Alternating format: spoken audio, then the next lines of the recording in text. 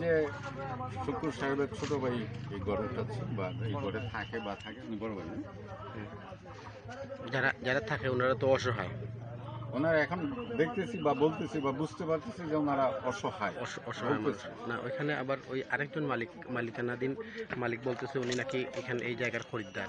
তো উনি কি সত্যি এই জায়গার খরিদ্দার? এটা যদি সরকারি জায়গা হয়ে থাকে তাহলে তো এটা সরকারি জায়গা, তো কারো তো ব্যক্তি মালিকানাধীন প্রতিষ্ঠান না। আর যদি বাগান কর্তৃপক্ষ মালিক হয়ে থাকে তাহলে তার মালিকানা বাগান পাবে, হয়তো বাগান না হয় সরকার, দুইটা থেকে একটা।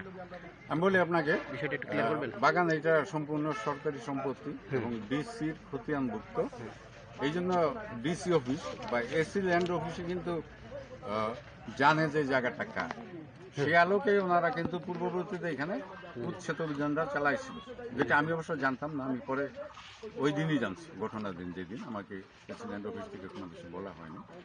তো এটা তো সরকারের সম্পত্তি এবং আলটিমেটলি ওরিয়ন গ্রুপের সম্পত্তি। এটা তো কেউ বিক্রি করবে দূরের কথা, আমি ম্যানেজার হয়েও পারবো না, আমার মালিকও পারবে, এটা নিয়মই নাই। বাংলাদেশ সংবিধানে তো ওই সংবিধানে এরকম কোনো কথা লেখা হয় না। ডিসি খতিয়ানের কোনো মাটি ক্রয় বা বিক্রয় এটা তো আইনিভাবে অবৈধ। অবৈধ। এটা অবৈধ। তবে ওনারা যে আরেকটা তৃতীয় আরেকটা পক্ষ বলতেছে ওনারা এই জায়গাটা খরিদ করলো, এটা কার মাধ্যমে খরিদকৃত এটা বুঝলি? এখন তো আপনিও বুঝতেছেন, আমিও বুঝতেছি যে এটা কিনা বেচার কোনো নিয়ম এখানে নাই। নিয়মে কাজে যদি এরকম কিছু ঘটে থাকে সেই কাজটা অবশ্যই বৈধ হবে না, আইন বহির্ভূত হবে।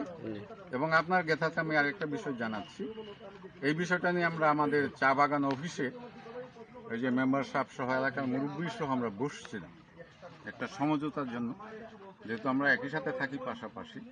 তো সেখানে একটা সিদ্ধান্ত হয়েছিল যে আমরা জমিটা জরিপ করব, মাপবো সরকারি সার্ভেয়ার দিয়ে, এবং এসিল্যান্ড সাহেবকে জানানো হয়েছিল, বলা হয়েছিল, মেম্বার সাহেবও বলছেন, আমিও বলছি। এর মধ্যে কথা ছিল যে সার্ভেয়ার আগ পর্যন্ত ওইখানে ওই জমিতে আমরা আর কেউ কিছু করব না। কিন্তু পরবর্তীতে দেখা গেছে গড় উঠছে নতুন করে, এই মানে আবার একটা ঝামেলা তৈরি হইল আর কি।